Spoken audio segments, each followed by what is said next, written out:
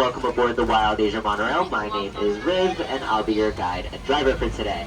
Before we begin, let me remind you guys that for your safety and the safety of the people around you, there is no standing at any point during this ride, and please keep your hands, head, feet, and all personal belongings inside of the train. These rules are strictly enforced, so please follow them. Right now, guys, we're heading towards a part of the Bronx Zoo that you can't visit by foot. The Wild Asia Monorail gives you the chance to visit 38 acres of wild spaces and see how these animals, both big and small, live safe and healthy lives here. The first area we're entering is what's known as our Kanha Meadow, where we typically care for a variety of deer and antelope species. In the beginning, it looks a little bit empty. It's just because most of the deer and the antelope have hidden in the shade to get out of this sun that's hitting pretty strong right here. You're going to be seeing 3 here on our right that are laying down in the shade. It's some of our Bactrian deer females. So they have this pale, almost white color. But what's actually funny about them is they're actually considered a subspecies of red deer, despite not being red at all. So you'll see 3 of our females right here, the Bactrian deer. We do have 4 of their species and a bunch of other species of both deer and antelope that we'll be seeing a little bit later on, because this meadow is actually so large that it's split into 2 sections. This front half that we're seeing right now and the back half that we'll see later. Everybody has kind of migrated to that back half because there's a lot more shade, so when we get over there, I'll let you guys know and I'll slow the train down on that side instead, so you actually have a chance to see them all since it's a little empty here right now. So again, don't worry, we'll catch up with them just a little bit later on. For now, we'll keep on going and make our way to some of our other animals in the meantime. But the keepers here at the zoo, they do provide world-class care for all of our animals, and they're supported by a diverse team of experts from just about every field of work. And the zoo is not the only place that we care for animals. The Bronx Zoo is the headquarters of the Wildlife Conservation Society, or WCS, which works to protect wildlife and wild places. We care for animals at our 5 locations here in New York City, as well as more than 50 countries worldwide. Throughout this tour, I'll be sharing stories of how we care for the animals at the zoo and how it connects to the work of our field scientists, eco-guards, and conservation programs around the world. The next animals you'll be seeing are the Mongolian wild horses, also known as Przewalski horses. And we do actually have a foal, a baby, that was born about 6 months ago, so she's a little smaller, a little bit paler than the rest of them. You'll see her there.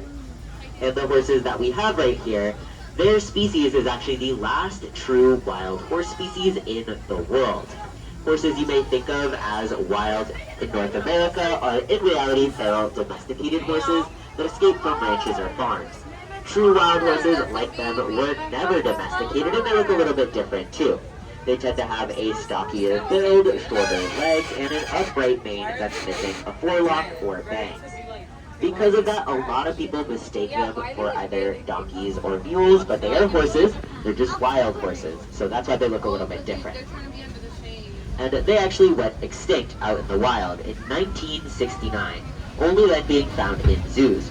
This was due to a variety of reasons, including habitat loss, conflict with humans, competition with livestock, and a series of harsh winters caused by climate change. Recognizing the threat, zoos like ours started maintaining breeding populations, and we were able to keep their species alive in human care. It took a lot of work and a lot of planning to ensure their survival, but that hard work paid off. In the 1990s, the Przewalski's horse was the first species to return to their native habitat after having gone extinct in the wild. This return gave the global community the blueprint on how other zoos can work together to protect other species from extinction.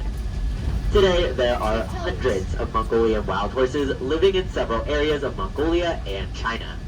And to date, we've had over 50 of those horses born here at the Bronx Zoo through our breeding program, including the foal that you saw at the beginning. So we're just incredibly proud that we can play a part in making sure that they stick around for a very long time. And once we pass all of these trees right here, we're going to enter a huge field up ahead. In that next area, we have the world's largest wild cattle species, known as the gaur. And that's spelled G-A-U-R, in case you were curious. They're these big brown animals, so they're pretty easy to spot. You'll see them right here at the beginning. And a fully grown male gaur can be up to 6 feet tall at the shoulders and weigh as much as 2,000 pounds. So for reference, that's roughly the size of a small car each, and we do have quite a few of them in our herd, as you can see right here. At their large size, it can present some challenges for our keepers, as an important part of caring for the animals at the zoo is helping them move from the exhibit areas that you see here in front of you to their private overnight habitats that are usually way in the far back. They move in between these areas every single day, multiple times a day, and that task is referred to as shifting. In order to shift a herd of their size, the keepers do have to use certain strategies. So in most cases, they know which ones will move for grain and hay, and which ones are more motivated by fruits and vegetables. Once the right ones start to move, the rest are soon to follow. But when introducing new Gower into the herd, they do have to get a little bit more creative. So in that case, they'll instead leave a trail of little herd poop to encourage the Gower to walk their way into a new space, as it's a bit of a familiar smell and it makes them feel more comfortable. Ultimately, getting to know these animals and learning what we can do to make their lives even just a little bit easier is how we choose to get these jobs done successfully. And a fun fact about the Gower is that they're actually matriarchal. So it's typically the largest and the oldest female that leads their herd. As we pass through to some of our other enclosures here, you might hear a little bit of background noise going on behind you. If you do, all it is just city traffic coming from the Bronx River Parkway, as it is directly behind this train. We are very close to it right now. There's a couple spots where we get pretty close to it. So again, if you hear anything, it's just cars passing by. It's perfectly normal. This is the Bronx after all. Now, unfortunately, the animal that we usually have in here is not out today. So you're not going to see anything in here.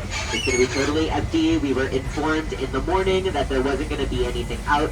So again, there's nothing in this enclosure. Normally, sad to say, normally for you guys, this is where we have our tiger, but he is not out today. We only have them at Tiger Mountain. So if you do want to see one, go to Tiger Mountain instead. That's where we have them, and you get a much better view over there anyway. I always recommend it, even when they are out here, because you get a better view there. So if you want to go see the tiger, go to Tiger Mountain. It's about 10 minutes walking distance from here, or if the shuttle is running, it's just the very next stop. We have plenty of other animals to see though, so we'll start to see them right here, and I'll slow down some more for you guys. This is just the back end of the Kanha Meadow where we started the tour. So some of the deer and the antelope that we missed, we're going to see here instead. In the beginning, straight across from us, you'll see some of our axis deer. They have these white spots all over, and they keep their white spots for the duration of their life instead of losing them as they mature like most other deer. And then the ones behind them are the black buck antelope on the hill. The females have a tan overcoat and a white underbelly. The male is the only one that has the black color, and he also has a white underbelly.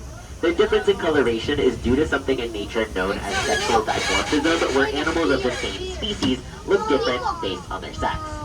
And then down here to the right by the end, on this fence, you'll see some of these orange honey-colored deer. Those are some of our Barasingha deer. They're sometimes also known as swamp deer, since they're typically found living in marshlands in India. I'm scared. Shut up. That is pretty much everything that we have in there, so you got to catch the rest of our species here at the back end. As we keep on turning, you'll eventually start to see some bamboo. Once you do, that's where we have our babi rusa, a species of wild hog native to the Indonesian islands. And there are 3 out today. There's a male in the first pen and 2 females in the pen right after him. And they're a mud color, so they do blend in. You have to keep your eyes peeled in order to see them. And, like most hogs, babi rusa can be quite shy. So they do also like to hide. They're a little bit skittish. So you do have to pay very close attention in order to spot them, especially with the male. The females, it's pretty easy. Usually they're out in the open just taking a nap together, so you'll probably see them. The male is usually a little bit harder. What are we looking at? If you struggle to see them all together though, don't worry, because the very next animal is practically impossible to miss. She is a very large land mammal, so you guys will have a pretty easy time with her. Right now, she's covered by some leaves, but in a second, you'll start to see her to the right. It is our Asian elephant, whose name is Patty. And Asian elephants, like Patty, they are extremely intelligent animals. And at her age, which is currently 57, telling her what to do isn't exactly easy. We give all of our animals the ability to make choices for themselves, so sometimes they want to stay in, sometimes they'd rather be outside, sometimes they want to participate in training sessions, and sometimes no. All of that is perfectly fine. With that being said though, Patty does regularly work with her trainers to cooperate for any necessary health care. And that's done through something known as positive reinforcement training, where we reward and encourage the behaviors that we're looking for.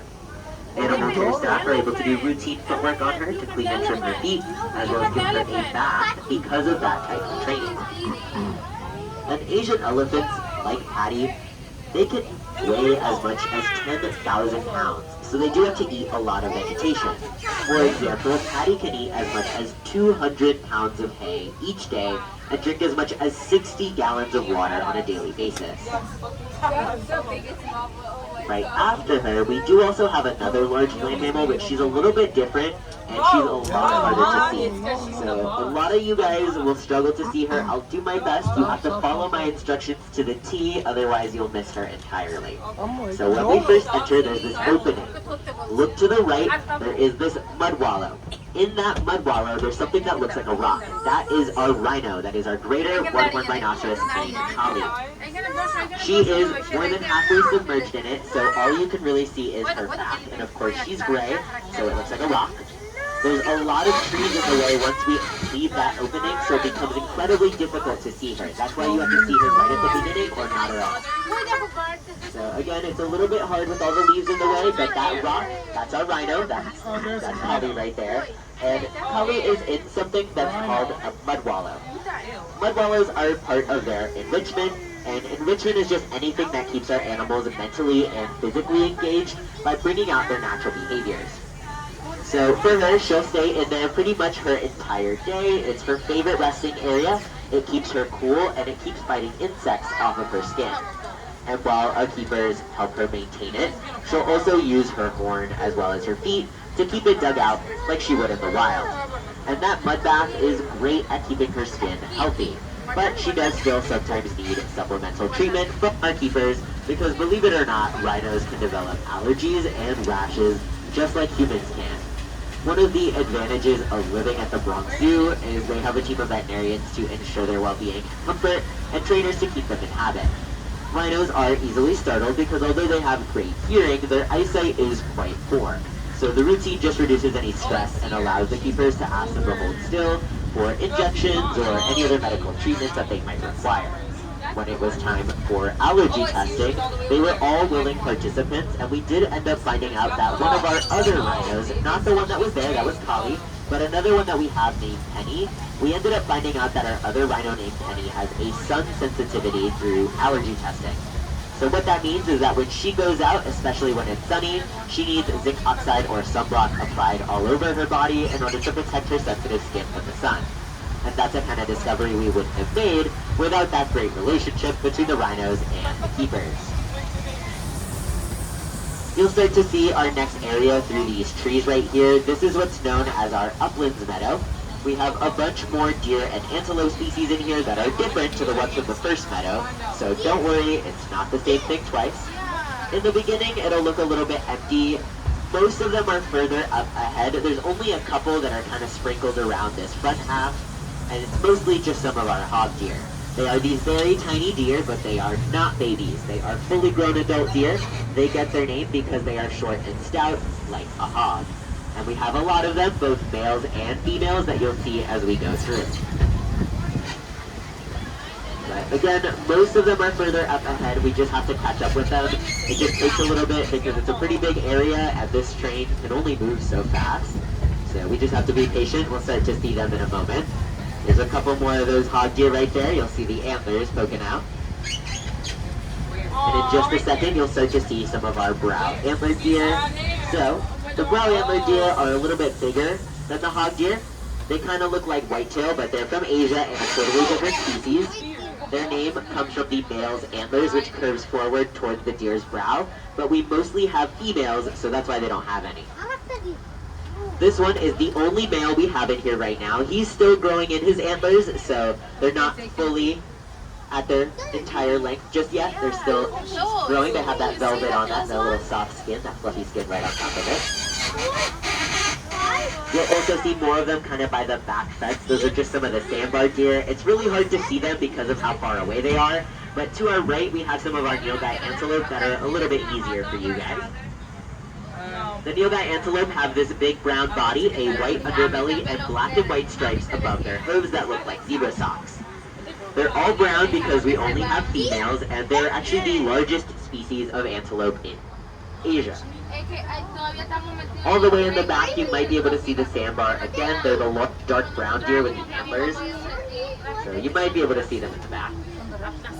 Other than that, we only have this little mini meadow with just one species of deer known as the Chinese tufted deer. They're a small species as well, weighing about 40-ish pounds, and they're a dark brown color, which helps them blend in and camouflage with their environment. You'll see two of them walking around here to our right, and they get their name from the small tuft of fur that's at the top of their head, and the males also have these long upper canines or tusks that resemble fangs. So they're sometimes also known as vampire deer. You might have seen the male right there with the little red tag. He has the fangs. Now, vampire deer is just a funny name for how they look. It has nothing to do with their diet. They are herbivores, and we don't have a lot of them. I'm sure you've noticed. We only saw 2. That's actually a lot because we only have 5 in total. And they like to hide, so you're very lucky that you got to see them so clearly, as usually it's pretty difficult. And we are so grateful for that small amount, even when it is sometimes hard to see them, because their species is considered very rare outside of Chinese zoos. Right here, we're going to cross back over the Bronx River once again. You'll mostly just see the bridge that's right across from us. That's actually where we started the tour, so we've come a long way since then. And then just up ahead is all of this rocky terrain with our 2 wild goat species, the markhor and the Himalayan tar. You'll actually see one in a tree and one on a tree stump right when we enter. We have an abundance of markhor, and the males are the ones with the long mane-like hair around their neck like a beard, while the females have these short goatees under their chin.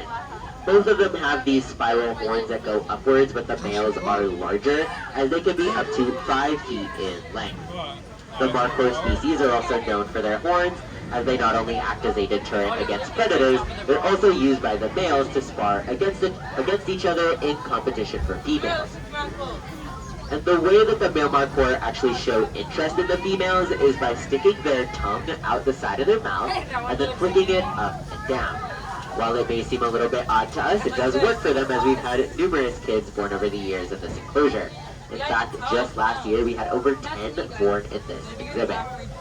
Now, if you see any goats that have a dark brown color with very short horns, those are just some of our Himalayan tar.